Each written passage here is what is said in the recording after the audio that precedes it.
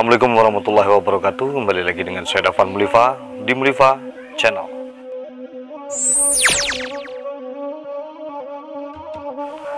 Oke, kali ini saya akan bercerita tentang pribadi almarhum ayah saya, yaitu Ayah Edi Anjas. Sebelumnya, mari bersama-sama kita doakan semoga almarhum Ayah Edi Anjas diterima di sisi Allah dan dilapangkan kuburnya dan dibukakan pintu surga untuk beliau. Innalillahi wa inna ilaihi raji'un. Jadi Ayah Edi Anjas adalah ayah saya sendiri. Beliau adalah sosok orang yang selalu memotivasi siapapun. Ayah Edi Anjas adalah seorang seniman Minang yang mungkin sebagian besar penyanyi Minang mengetahui beliau, bagaimana sifat beliau dan bagaimana cara beliau bergaul. Nah, mungkin beberapa hari ini saya tidak membuat konten. Konten terakhir saya kemarin bersama Aju Buset itu sehari sebelum ayah saya dilarikan ke rumah sakit.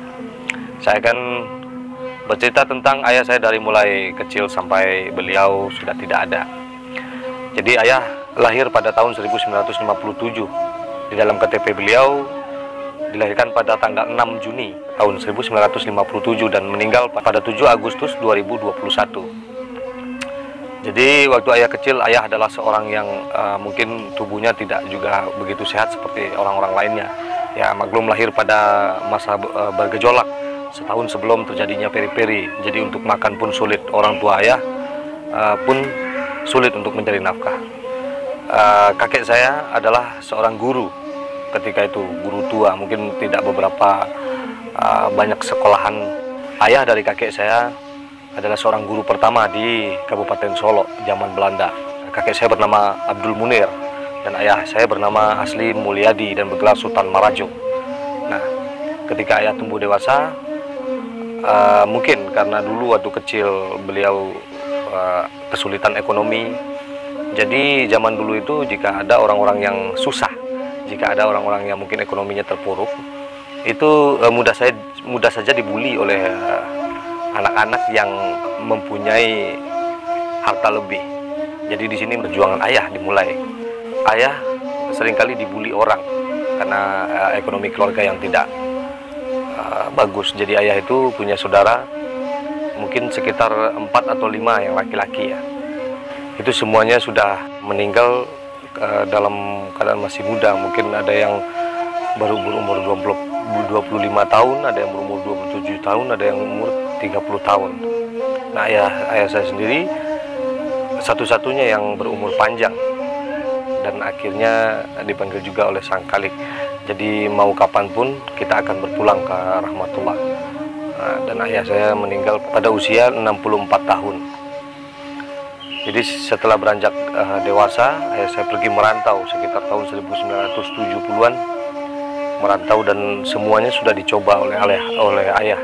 Dari mulai bermain band, sepak bola, berdagang, menjahit, dan bahkan menjadi calo di terminal, menjadi agen di terminal Rawamangun. Jadi banyak sekali kisah ayah. Pergaulan ayah tidak pernah dirusak karena ekonomi, karena uang. Banyak sekali pelajaran yang saya dapat dari ayah. Cara-cara beliau memotivasi. Dewasa beliau berdagang plastik dan menjadi pedagang yang sukses ketika itu. Mungkin entah karena apa, beliau pulang ke kampung halaman tahun 1995. Nah, dan di Jakarta itu banyak yang tinggal di rumah penyanyi-penyanyi senior seperti Om Yan Gucci, yang bertamu seperti Om Pak Zalmon waktu di Jakarta dulu ya, sampai hubungan beliau dengan Hercules Tanah Abang pun sangat baik. Nah, setelah tahun 95 karena sesuatu beliau pulang dan memutuskan untuk tetap hidup di kampung halaman, tidak lagi untuk merantau. Nah, di kampung di tahun 95 itu beliau mulai aktif di dunia seni, mungkin untuk di kampung meng-MC isi acara secara sukarela, mengabdikan dirinya di kampung halaman sampai terjadi peperangan antara kampung saya dengan kampung sebelah. Itu ayah sangat berperan besar untuk menjadi negosiator dan lain-lain. Dan cara ayah untuk mengompakkan pemuda di dalam kampung ini sangat luar biasa sekali. Jadi ayah sempat ingin diangkat menjadi wali nagari di Saniambaka ini, dan ayah tidak mau karena jawaban ayah ketika itu, saya tidak mau memakan uang rakyat. Itu jawaban ayah, karena saya takut menodai anak-anak saya, katanya. Biarlah saya menjadi orang biasa, karena saya dengan jadi orang biasa, saya bebas untuk berbicara dan mengkritik, itu kata ayah.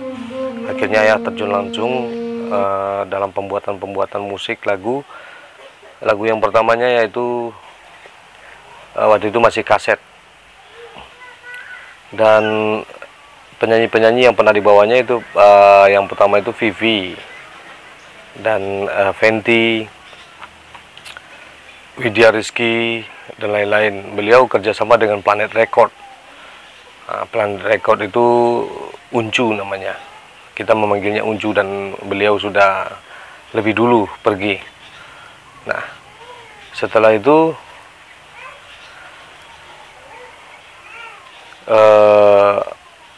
ayah bekerja sama dengan Om Nedi Gampo. Jadi setiap kemanapun ayah pergi bersama Om Nedi Gampo untuk melanjutkan karya-karya yang sangat luar biasa di Sumatera Barat. Akhirnya Om Nedi Gampo pun juga dipanggil oleh Ilahi tahun 2018 mungkin ya, dan tinggal ayah sendiri. Nah, akhirnya ayah sudah mulai tidak lagi berkarya, tapi tetap memotivasi penyanyi-penyanyi muda. Semua penyanyi-penyanyi mungkin pernah terlibat langsung berbicara dengan ayah, dan alhamdulillah semua penyanyi yang berdialog dengan ayah ini, ayah Edi Anjas ini, tidak ada satupun yang merasa tersinggung dan selalu memberi motivasi. Akhirnya pada tanggal 7 Agustus kemarin ayah dijemput oleh Ilahi. Nah, kejadiannya saya dari Jakarta itu memang ada proyek di Pariaman, jadi saya tidak tahu kalau ayah sakit. Ayah saya ini memang seorang yang sangat, menurut saya, suka berbohong. Jadi jika dia sakit, dia selalu berbohong untuk sesama anak-anaknya.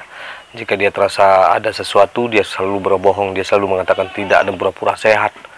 Nah, setelah saya sampai di rumah, saya melihat ayah saya tidak mau makan, tapi tetap berusaha untuk segar. Mau kemana, Pan? Mau ke Pariaman, saya jawab. Nah, sebelum ayah sakit itu, saya dapat kabar ayah menjadi ketua panitia berburu di kampung halaman. Mungkin ada beberapa saksi yang menyebutkan kalau ayah terjatuh, tapi ayah tetap berdiri, nggak mau diantar pulang, biar dia pulang sendiri, katanya. Itu awalnya, itu menurut saksi ya, tapi Allahu alam. Mudah-mudahan ayah dilapangkan kuburnya. Jadi setelah saya di Padang, ayah sudah tidak mau makan. Saya selalu video call, ya kan.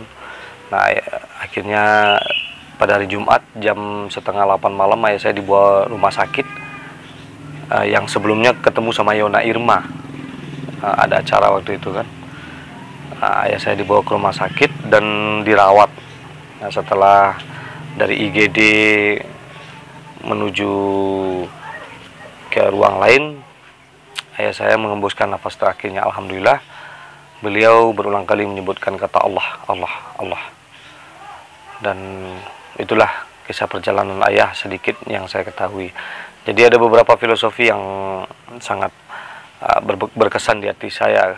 Ayah selalu bilang, tidak ada jalan dicari, maka dicari jalan. Jika tidak ada jalan yang kamu cari, maka buatlah jalan. Jadi apapun bentuknya, selalulah membuat satu jalan untuk permasalahan yang kamu hadapi. Dan ayah selalu berpesan, kalau jika kamu berteman dengan seseorang, jangan pernah kamu ingin mengambil sesuatu dari temanmu itu, tapi berpikirlah untuk apa yang akan kamu berikan kepada temanmu. Jadi filosofi ini banyak yang diketahui oleh orang-orang di sekitar ayah yang pernah berhubungan dengan ayah. Jadi ayah itu sangat friendly, dari mulai yang anak kecil sampai yang dewasa, sampai yang tua-tua, dari yang pejabat sampai yang konglomerat, sampai yang tukang angkat, mungkin sampai petani, semuanya berbaur dengan ayah. Nah, itulah sosok ayah Edi Anjas. Nah, orang tidak tahu kalau saya ini adalah anak Edi Anjas. Kenapa? Karena saya tidak membawa nama ayah saya. Saya berpikir nama ayah saya lebih besar daripada apa yang saya pikirkan. Ayah Edi Anjas, jika saya bisa saja nama saya menjadi Dafan Anjas seperti orang-orang ya kan, Ridho Roma lain, tapi saya tidak mau membawa nama ayah. Takut jika suatu saat saya membuat kesalahan, nama ayah saya akan terbawa. Nah, karena nama ayah saya sangat baik di kalangan masyarakat Sumatera Barat, Minangkabau. Itu yang saya pikirkan. Nah, sekarang ini saya baru kasih tahu kalau saya adalah anak tertua dari ayah Edi Anjas, dan mungkin seumur hidup saya tidak akan bisa meniru sifat beliau.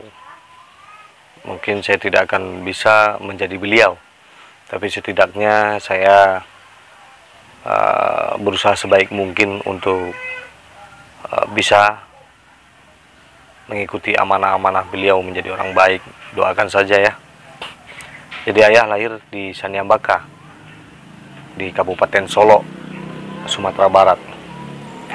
Nah, dan ayah meninggalkan kami 5 bersaudara.